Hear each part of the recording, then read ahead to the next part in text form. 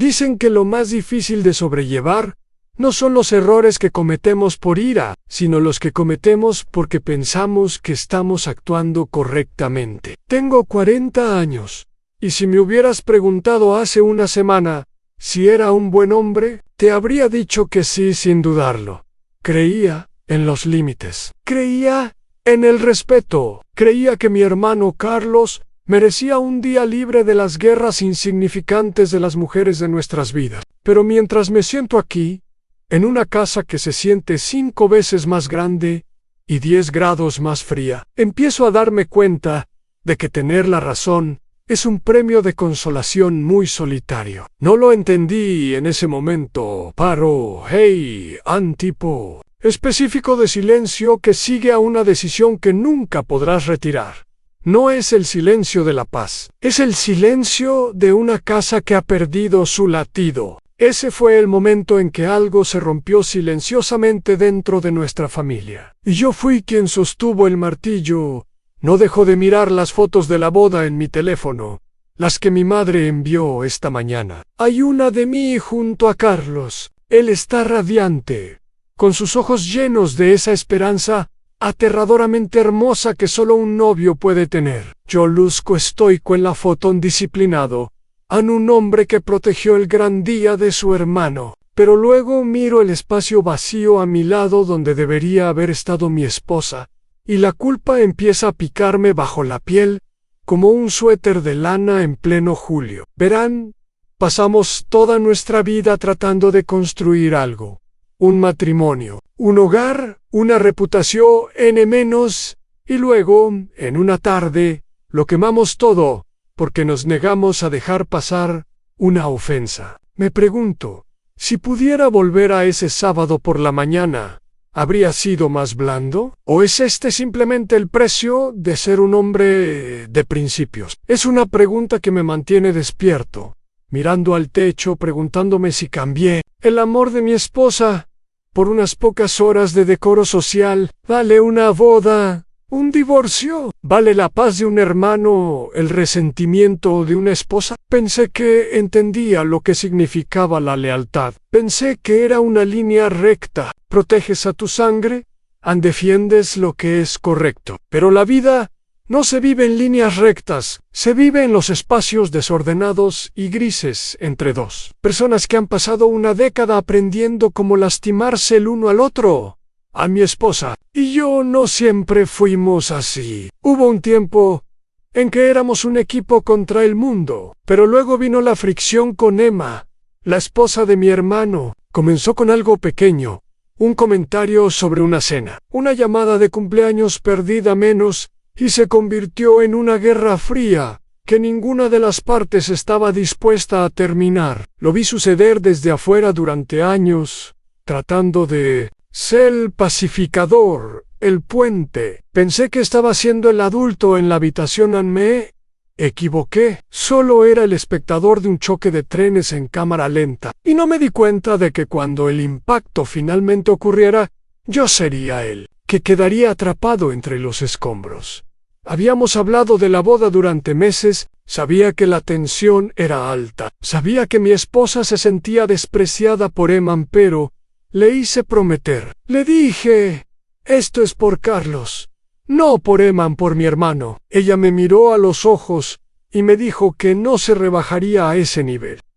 Compró un vestido negro. Lo vi colgado en el armario durante 2 semanas. Se sentía como una bandera blanca de rendición, una señal de que íbamos a pasar este día sin un escándalo. Me fui a dormir la noche anterior a la boda sintiendo un alivio que no había sentido en años. Pensé que habíamos superado una etapa. Pensé que estábamos a salvo. Pero ese fue el momento en que el suelo empezó a moverse bajo nosotros. Y yo estaba demasiado ciego para sentir los temblores a la mañana de la boda. El aire se sentía pesado. ¿Conocen esa sensación antes de una tormenta? Cuando los pájaros se quedan callados y el cielo se vuelve de un tono púrpura, como un moretón. Esa era la energía en nuestra habitación. Yo tarareaba mientras me anudaba la corbata, pensando en lo orgullosa que estaría mi madre de ver a sus 2 hijos allí de pie. Entonces, Ella bajó las escaleras. Yo esperaba el vestido negro, la opción sencilla, elegante y respetuosa que habíamos acordado. En su lugar, llevaba un vestido blanco. No era a color crema, ni marfil. Era un blanco nupcial brillante y desafiante. Era una bofetada que se podía ver a 1 kilómetro de distancia. Sentí que la sangre se me subía al rostro, ese calor punzante. «Delatration». Le pregunté qué estaba haciendo. Le pregunté si se había vuelto loca. Y ella simplemente me miró con una frialdad calma y aterradora y me dijo que yo no lo entendería. Me dijo que no me metiera en asuntos de mujeres. Pero esto no eran solo asuntos, esto era un incendio provocado Cuando has estado casado con alguien durante 15 años, crees que conoces cada rincón de su alma, crees que sabes qué batallas luchará y de cuáles se retirará. Mi esposa, la llamaré Elena, siempre ha sido una mujer de un orgullo inmenso. Fue una de las cosas que me atrajo de ella cuando teníamos 20 años. Tenía ese fuego, esa negativa a dejarse pisotear. En aquel entonces sentía que era una guerrera, alguien que siempre me cubriría las espaldas. Pero a medida que envejecimos, ese fuego empezó a quemar a las personas a su alrededor. No fue un cambio repentino, fue como una filtración lenta, en un sótano de la que no te das cuenta hasta que los cimientos están podridos. Pensé que entendía el dolor. Me equivoqué. El dolor no es la explosión. Es la comprensión silenciosa de que la persona que duerme a tu lado se ha convertido en una extraña mientras tú estabas ocupado trabajando 40 horas a la semana para pagar la hipoteca de una casa que ya no se siente como un hogar ampara. Entender por qué ese vestido blanco se sintió como una declaración de guerra. Hay que entender la historia entre Elena y Emma. No fue una sola cosa. Fueron 1000 pequeños cortes. Emma es más joven, un poco más refinada, tal vez un poco más pretenciosa. Desde el momento en que Carlos la trajo a casa, Elena se lanzó a juzgarla. Sentía que Emma despreciaba nuestra vida modesta, nuestro coche viejo, la forma en que elegíamos pasar los fines de semana. Tal vez Emma lo hacía, o tal vez todo estaba en la cabeza de Elena. Es difícil saberlo después de una década de rumores y desaires en las cenas de los domingos. Pero esa no era la parte más difícil. La parte más difícil fue ver a mi hermano, el niño al que solía cargar sobre mis hombros cuando se le cansaban las piernas, atrapado en el fuego cruzado. Carlos es un alma gentil. Él solo quería que todos se sentaran a la mesa y pasaran la sal sin que alguien hiciera un comentario sobre la calidad de la vajilla estando allí. Al pie de las escaleras, mirando a Elena con ese vestido de encaje blanco, sentí que una década de esos pequeños momentos caía sobre mí. Recordé la Navidad en la que ella se negó a ir a casa de mi madre porque Emma era la anfitriona. Recordé los cumpleaños donde el aire estaba tan cargado de tensión que apenas se podía respirar. Y ahora, esto a la boda de mi hermano. El día que se suponía que debía tratarse de él y de la mujer que amaba.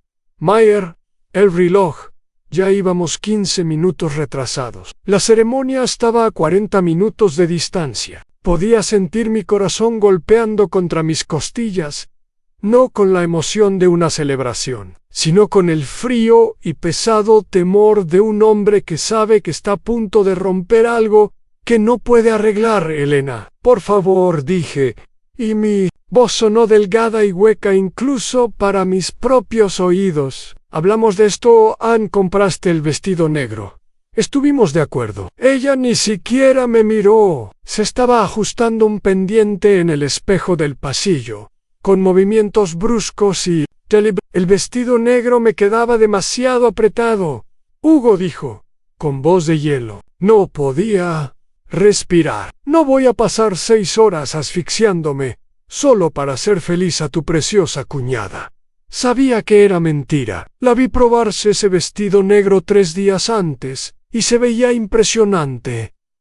Quedaba perfecto. Esto era un movimiento. Calc esperó hasta el último segundo, hasta que el reloj corría y la presión estaba en su punto máximo. Para darme un ultimátum, o dejaba que fuera y le faltara al respeto a la novia de mi hermano, o me convertía en el villano, que arruinaba el día. «Es un vestido blanco, Elena», susurré en una boda. «¿Sabes lo que eso significa? Todos lo verán. Todos lo sabrán». Ella se giró entonces, con los ojos brillando con una amargura que me hizo retroceder. «Bien», espetó. «Que vean que no voy a ser acorralada por una niña que se cree mejor que esta familia. Soy tu esposa. Hugo, deberías estar de mi lado. No deberías meterte en desacuerdos de mujeres». Así es como ella lo llamaba, Anne, un desacuerdo. Como si sabotear el día de la boda de una mujer fuera solo un pequeño roce durante el café. Me di cuenta en ese momento de que ella no veía a Emma como la enemiga. Veía la boda misma como un escenario para su propio agravio. Esa decisión me siguió durante años. Aunque solo habían pasado segundos desde que ella habló, sentí una ola de rabia protectora por mi hermano. Carlos había trabajado en 2 empleos para pagar esta boda. Quería que fuera perfecta para Emma, mi madre. Marta había pasado semanas ayudando con las flores. Esto no era solo una fiesta, era un hito para nuestra familia. Y aquí estaba mi esposa, la persona que se suponía que era mi compañera, preparándose para entrar como un fantasma en un funeral, desviando cada mirada y cada susurro de la novia. Le dije que volviera arriba y se cambiara. Le dije que esperaría. Incluso si llegábamos tarde, inventaría excusas. Les diría que tuvimos problemas con el coche, cualquier cosa. Solo que no usara ese vestido. Pero ella simplemente agarró su bolso y empezó a caminar hacia la puerta. «Voy a ir así», dijo. «¿Vienes o no?» Hay un sonido específico que hace una puerta de madera pesada cuando se cierra con llave, una finalidad que resuena hasta en los West. Recuerdo estar parado en el porche, con la humedad de la mañana pegándose a mi traje como una segunda piel no deseada. Las llaves estaban frías en mi mano, clavándose en mi palma. Adentro, Elena estaba de pie en el vestíbulo, con el rostro convertido en una máscara de indignación obstinada. Ella pensaba que yo estaba mintiendo. Pensaba que después de 15 años de arreglar las cosas, de jugar a ser el diplomático, de tragarme mi orgullo para mantener la paz, yo finalmente suspiraría, pondría mi mano en su espalda y la llevaría al coche. Pero esa no fue la parte. La parte más difícil fue darme cuenta de que ella contaba con mi amor por ella para hacer precisamente lo que le permitiera lastimar a mi hermano. Estaba usando mi devoción como un escudo para su malicia. Le había dicho, con una voz que no sentía como mía, que no la llevaría. Le dije que si no se cambiaba, se quedaba. Recuerdo cómo se le abrieron los ojos, no de dolor, sino con el asombro de alguien que ha olvidado que los límites tienen bordes. ¿Hablas en serio?, me preguntó, con una risa nerviosa bailando en el borde de sus palabras. ¿Dejarías a tu esposa en casa por un vestido? Pero no era solo un vestido, era una declaración de que nuestro matrimonio era un arma que ella podía usar contra mi familia. Me di cuenta entonces de que no solo estaba eligiendo entre un hermano y una esposa, estaba eligiendo entre el hombre que quería ser y el hombre que ella me estaba obligando a ser. Pensé que entendía lo que significaba ser un esposo.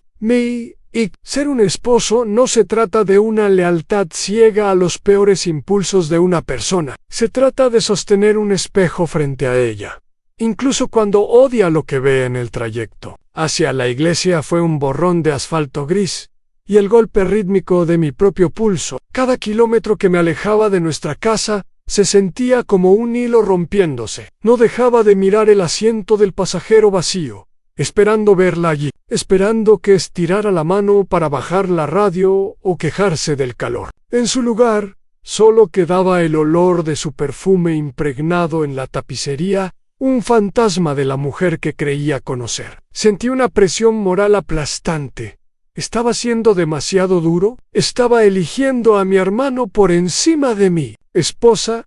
Esa decisión me siguió durante años.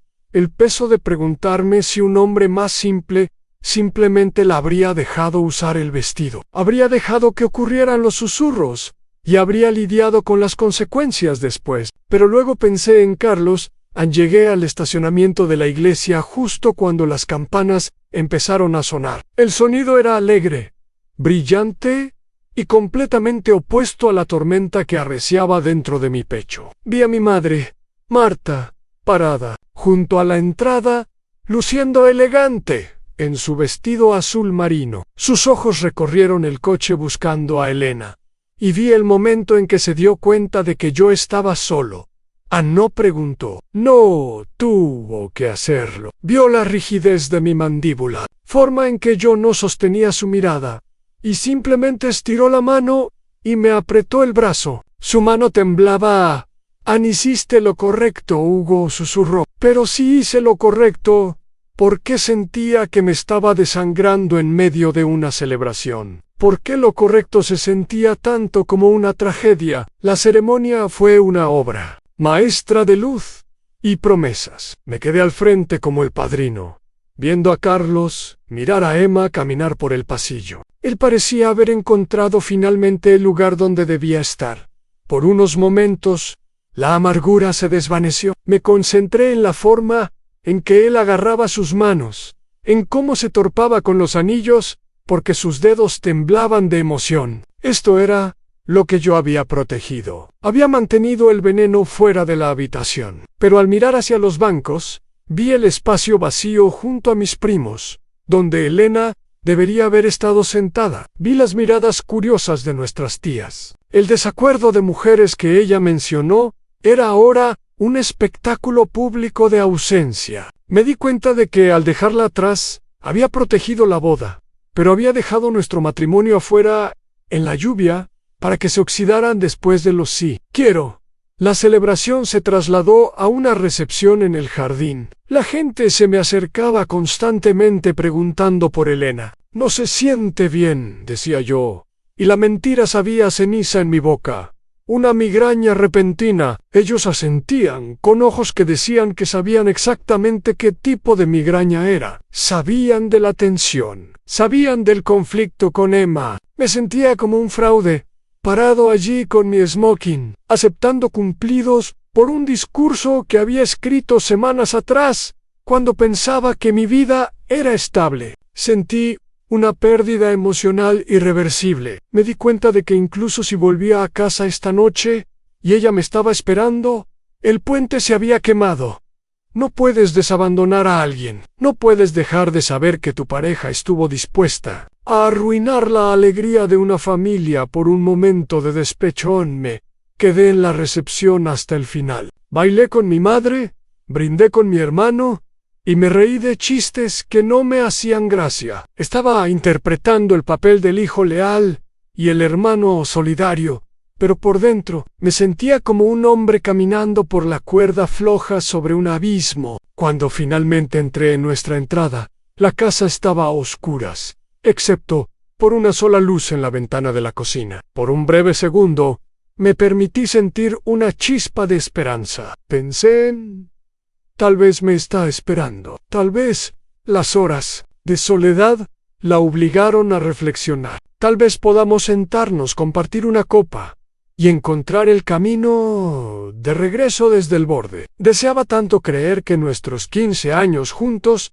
eran más fuertes que un día de orgullo. Pero la esperanza es algo peligroso cuando no está basada en la realidad. Es lo que te mantiene en un edificio en llamas, porque crees que aún puedes salvar los muebles. Entré por la puerta y encontré a Elena sentada a la mesa de la cocina. Ya no llevaba el vestido blanco. Estaba en bata, con el pelo recogido, mirando una taza de café fría. El aire en la habitación se sentía denso, como si estuviéramos bajo el agua. Me senté frente a ella y, durante un largo momento, solo nos miramos. No hubo gritos, no hubo llanto, solo un silencio pesado y agotado.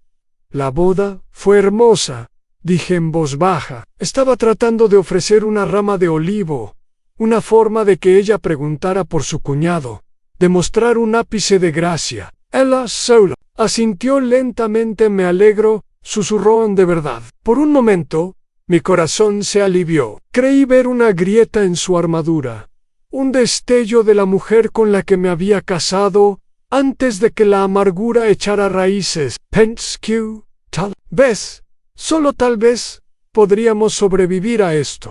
Pero entonces vi su teléfono sobre la mesa. Estaba boca arriba, con la pantalla brillando por una notificación. Tomé mi propio teléfono por primera vez en horas, y el peso del mundo se me vino encima de nuevo.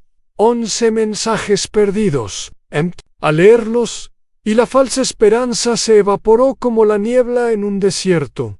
No eran mensajes de arrepentimiento, eran flechas bañadas en veneno. Había pasado la tarde no reflexionando, sino en una rabia a fuego lento, escribiendo cada queja que alguna vez tuvo contra mí, contra Emma, contra toda mi familia. Me llamó traidor, dijo que la había humillado frente a todos.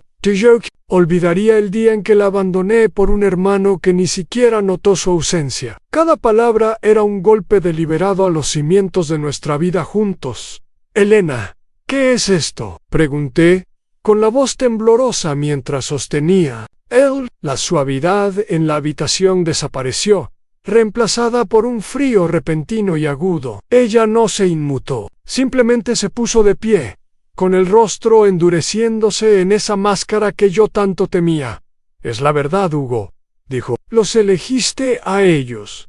No solo me dejaste aquí, me dijiste que yo no valía la pena el esfuerzo de un compromiso. ¿Crees que eres un héroe por proteger la boda? Solo eres un cobarde que tiene miedo de su propia madre y de las opiniones de su hermano. Me di cuenta entonces de que ella no veía sus acciones como el problema. Para ella, el problema era mi negativa a ser su cómplice. Pensé que entendía lo que significaba luchar por un matrimonio. Me equivoqué. A veces, luchar por un matrimonio se siente mucho como ayudar a alguien a enterrarte vivo antes de que pudiera responder. Su teléfono sonó. Era Eliana, su hermana. Elena contestó y puso el altavoz, casi como si quisiera que yo escuchara llegar a los refuerzos. La voz de Eliana era alta y cortante, rompiendo la quietud de nuestra cocina. No preguntó qué había pasado. No, Pasc. La verdad, Anne se lanzó directamente a un asalto, llamándome tóxico, llamando a mi familia abusiva y diciéndole a Elena que ya le tenía preparada una habitación. ¡Sal de ahí! Él, gritó su hermana. No tienes que aguantar esto de gente que te trata como a una ciudadana de segunda clase. Me quedé allí, atónito. Mi familia, la gente que había acogido a Elena con los brazos abiertos durante 15 años, estaba siendo retratada como monstruos porque no dejé que mi esposa usara un vestido blanco en una boda en el espectáculo. Como mi madre lo llamaría más tarde, escaló con una velocidad aterradora. Elena empezó a hacer una maleta, tirando ropa con una energía frenética y desesperada. Didi tenorla. Traté de hacerla entrar en razón, pero era como intentar razonar con un huracán. Se fue en 20 minutos. El sonido de los neumáticos de su coche sobre la grava, resonando en la calle vacía. Me quedé en la puerta, viendo desaparecer sus luces traseras, y sentí un vacío abrirse en mi pecho. Pero la noche no había terminado. Mi madre, Marta, llamó 10 minutos después. Se había enterado por un primo que se había enterado por el marido de Eliana. El veneno se estaba extendiendo por el árbol familiar y no había forma de detenerlo. Hugo, dijo mi madre, con una voz que sonaba más vieja de lo que jamás la había oído. Ella le está diciendo a la gente que somos abusivos. Le está diciendo a la gente que la obligaste a quedarse en casa. Podía oír el corazón roto en su tono. Mi madre valora la reputación familiar por encima de casi todo, y verla arrastrada por el lodo fue un golpe para el que no estaba preparada. Carlos y Emma aún no lo saben. Continuó. Están en el hotel. Están felices, pero merecen saberlo. Hugo, merecen saber qué tipo de persona acecha en nuestro círculo antes de que la dejen volver a entrar. Me sentía atrapado entre una esposa que exigía que yo lo arreglara y una madre que quería que expusiera la verdad. Me di cuenta de que la boda se había salvado, pero la guerra no había hecho más que empezar. Pasaron 3 días en una versión vacía de mi vida. Iba al trabajo, volvía a casa.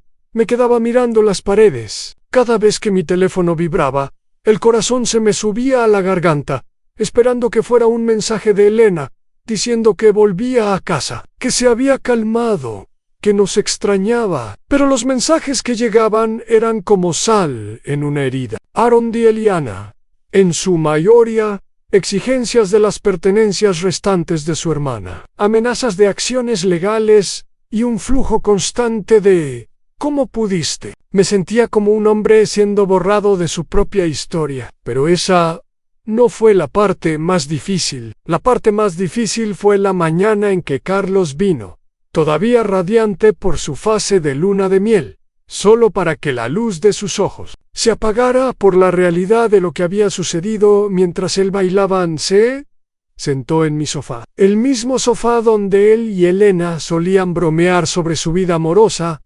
Se lo conté todo. Le hablé del vestido blanco, del ultimátum y del silencio que siguió. Esperaba que se enfadara con ella, pero en cambio, se quedó increíblemente triste. Hugo, dijo con voz queda, yo habría sobrevivido a un vestido blanco. No sé si sobreviviré a ver el matrimonio de mi hermano desmoronarse por mi culpa. Traté de decirle que no era por él, que se trataba de respeto y límites, pero las palabras sonaban huecas. Me di cuenta entonces de que mi postura justa había proyectado una sombra sobre su nuevo comienzo. Pensé que entendía el sacrificio.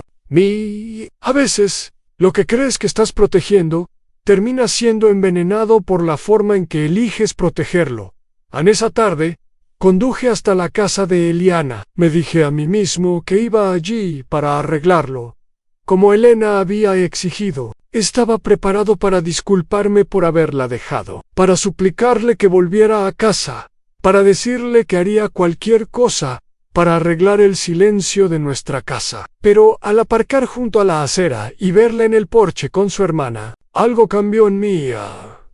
Elena se veía diferente. No se parecía a la mujer con la que había construido una vida. Parecía alguien que había encontrado un nuevo y oscuro propósito en ser la víctima. Me dijo la condición para su regreso. Tenía que publicar una disculpa pública en las redes sociales, admitiendo que fui controlador y abusivo por impedirle asistir a la boda. Y tenía que romper los lazos con mi madre por ponerse en su contra. Lo hice por mi hermano, Elena, dije, con la voz apenas en un susurro. Lo hice por nosotros. Ella simplemente me miró con una lástima fría y distante. No, Hugo, dijo Anne, lo hiciste por ti mismo. Lo hiciste para poder sentirte superior. Ahora puedes tener tu superioridad y tu casa vacía. Se dio la vuelta y entró.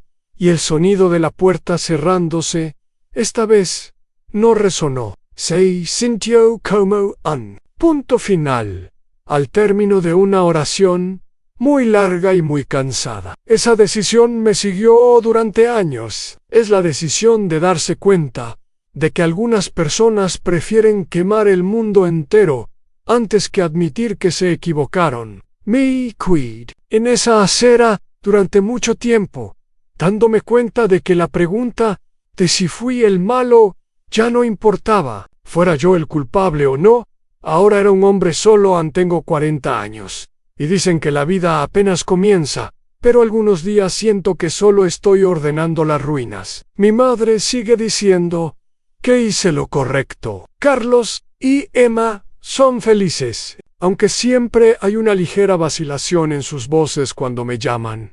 Una culpa persistente que sé que cargan. Elena y yo estamos en medio de un divorcio que se siente más como una autopsia en cámara lenta. Estamos diseccionando 15 años de recuerdos, tratando de averiguar dónde empezó la podredumbre. Miro hacia atrás a ese sábado por la mañana. Y sigo sin saber si lo cambiaría. Salvé una boda, pero perdí a mi esposa. Defendí un principio, pero duermo en una cama que se siente como una tumba. Pensé que entendía el dolor. El dolor es la claridad que obtienes cuando ya es demasiado tarde para usarla.